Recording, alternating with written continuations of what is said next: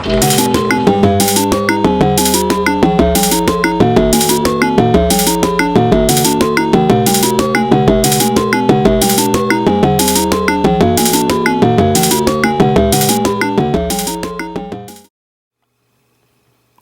is going to be kind of a final video, I think. I don't know what else I'm going to do with this machine for video projects, but the Compaq LTE 5280 finally made it home, safe and sound. I had to have it shipped from Dayton, Ohio, where I purchased it at the 2013 Hamvention in the horror arena. I bought this from a one of the many flea market vendors for a whopping $15 US. So, why did I buy the 5280? Well, you know, I was actually looking for any 5000 series LTE because I had owned one in high school, and I think I had talked about this in my last video. That machine was unfortunately destroyed when a friend of mine took the hard drive out and put it back in again while it was running, and it blew out the ATA controller, IDE controller.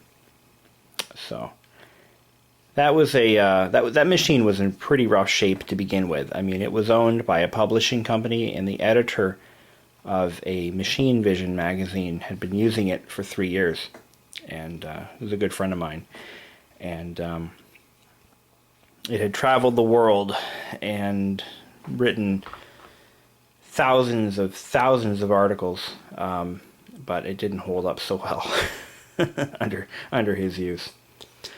But anywho, this one, I ran it through my shop. I've cleaned it inside and out. It looks brand new again. I was very impressed with how well that came out. Luckily, I found one with almost no visual blemishes whatsoever. Actually, I couldn't really find any except for one, and that was right here in the back. This sliding door, you see these two marks here and here. This was caused by somebody trying to ram it into a docking station without opening the door first. This panel slides open, and it exposes the dock connector. Pretty common, actually, on the ones that I have seen. There are no telltale cracks anywhere around the hinges, which is basically a good indicator of structural integrity. While I had it in my shop, I tore it apart almost completely and had to retorque all of the screws in the display housing and the base unit as well, because they have a tendency to loosen up. I tried to repair the LCD panel status window here with limited success. What happens to these, and which is one of the reasons the industry almost completely abandoned these types of displays and instead went for the LED indicators, which are much cheaper to produce. The contact strip tends to, the adhesive that holds it to the panel tends to degrade, and what happens is the contacts start to weaken and you start to lose certain icons, or the entire screen will go out. So I managed to actually get a couple of different indicators to reappear. The plug-in indicator now works, and that's about it. So, well, those are the ones that were out. The caps lock indicator comes and goes. It's to be expected. The machine's 17 years old, for God's sakes. So here we go. Couple of things. The hard drive I pulled out, and I verified that it was in fact an original Compaq manufactured by Toshiba 1.3 gig hard drive. And I popped it into a desktop PC where it was then formatted, and I reinstalled Windows 95 version B from a sealed copy that I still had. And she seems to run really well, I have to say. While I had the drive out, I went and copied a bunch of installers for certain programs. I did a full install of Office 95. I installed, what else did I put on there? SimCity, of course. You gotta have SimCity. The original system drivers, so that the audio and video adapters now work properly, as you can plainly hear. And I'm going to show you guys, as a little treat, how well this machine performs on the internet. Now remember, this equipment is 17 years old this year, and it actually has never been upgraded. It has the original 32 megabytes of RAM that it shipped with, the original 1.3 gig hard drive, and the original Pentium 120 megahertz processor. Imagine how that would work on today's internet. Furthermore, we have a 3-COM 10 base T Etherlink 3 adapter. Now, that's about as slow as it gets in real life. I've never seen a 5 base T, but I'm sure they existed. Actually, I think the original one was a 5 base T. Anyway, here we go. We're going to go ahead and launch Internet Explorer version 3.0, which is what shipped with Windows 95 originally. And we're going to open up a web browser page. And we're going to google.com. Here we go.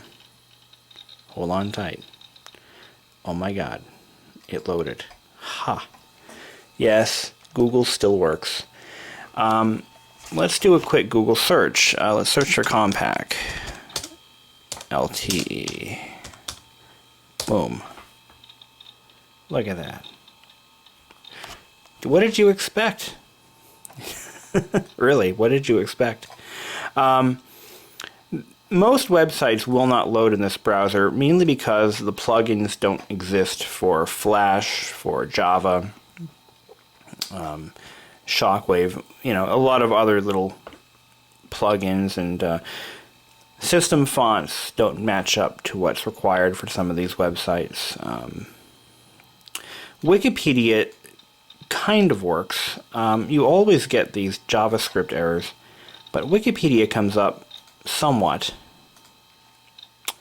It will show images, and it will show text, most text, but some of it is jumbled. Of course, this browser doesn't really support half of, or probably 95% of the content on the web today. YouTube will not load at all. In fact, here's a YouTube video I'm going to try to load, and this is what you get. You'll get the description, but that's pretty much it. It won't even show the comments. So that's, you know, that is what it is. I could update the browser, which may bring back some functionality, but not much. I mean, if you were to try to load today's internet with all the plugins and features, it would probably take about an hour to load a simple web page with this hardware. Remember, 32 megabytes of RAM. That's not much for it to work with.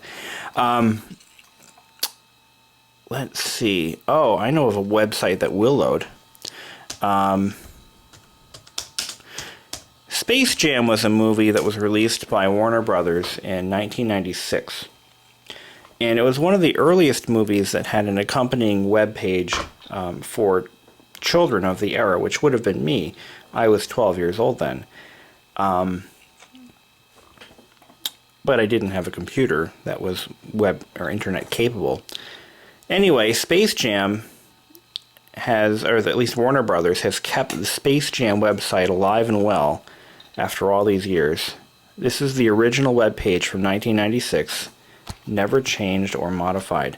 It's almost like an internet time capsule, and I'm going to hide that office menu bar thing. But it still loads fully on this browser with this hardware.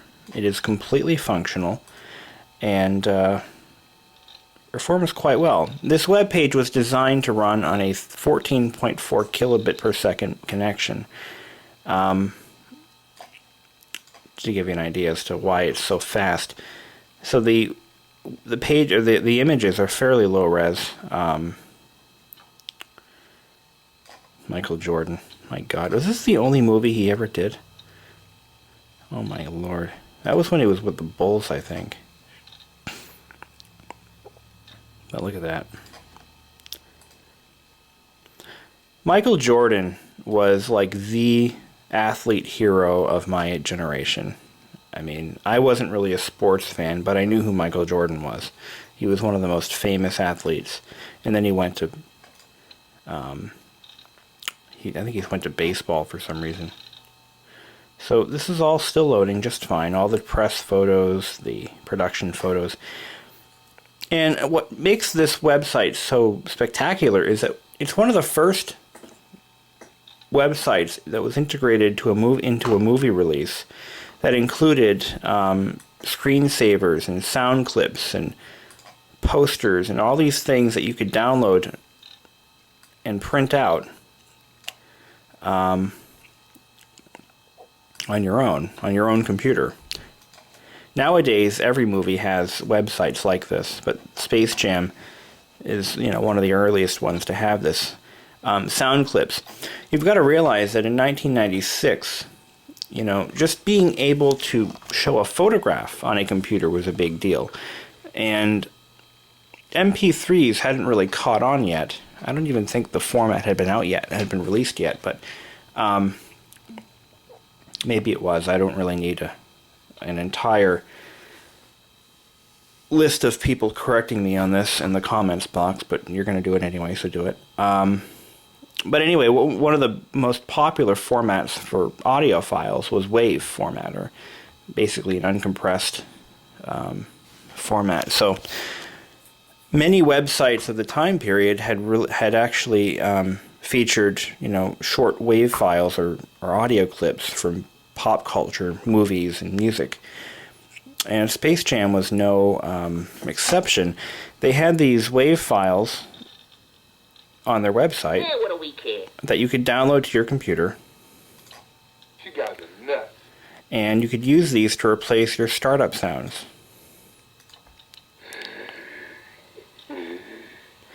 And another very popular multimedia downloadable piece would be screensavers. And Space Jam had dozens of screensavers that you could download and install on your Windows 95 or Macintosh, would have been like System 7.5 or so machine. I actually downloaded some of these already, but the problem is I don't have a zip file extractor. I don't have PK unzip for Windows yet. I have to download that and put it on before I can use them. Let's see. Browser icons. Neat.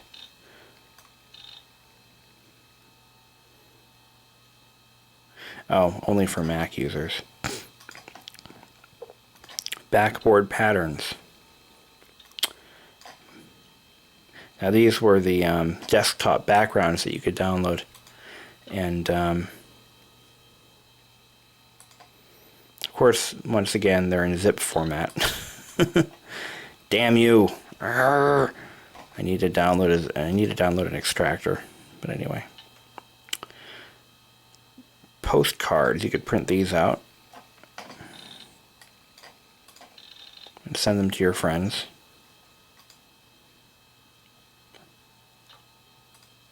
Oh, they link to a website, wbwebcards.com, which does not appear to be alive anymore.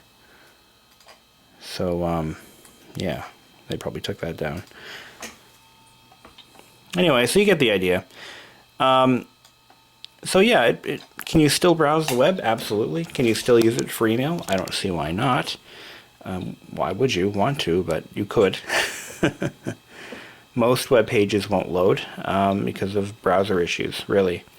So that's it. Surfing the web on a I keep saying 14-year-old. No, it's actually 17 years old laptop.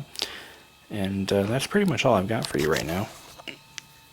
One more thing, the little track nub thing, AcuPoint, there's like 50 different brand names, pick one, doesn't work anymore because I think there might have been a light spill of liquid in the keyboard, because it was working okay, and then it started to work erratically, and then it just stopped working at all.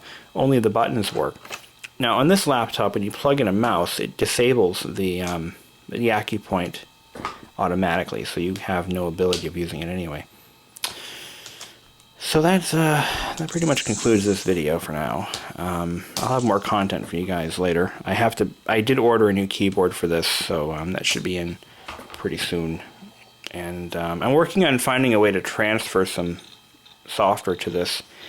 I'm not having much luck getting it to transfer files to and from a Windows XP machine for some reason. It seems to be an authentication problem, so I'm going to work on that for a little bit maybe. I used to have a PCM CIA memory card that I bought from a surplus place, and I can't find the damn thing. It seems to have disappeared. It was a 100 megabyte flash card, and it was so cool because I could load it up with software from one machine, and because it was so fast, I mean, it took no time at all to transfer data.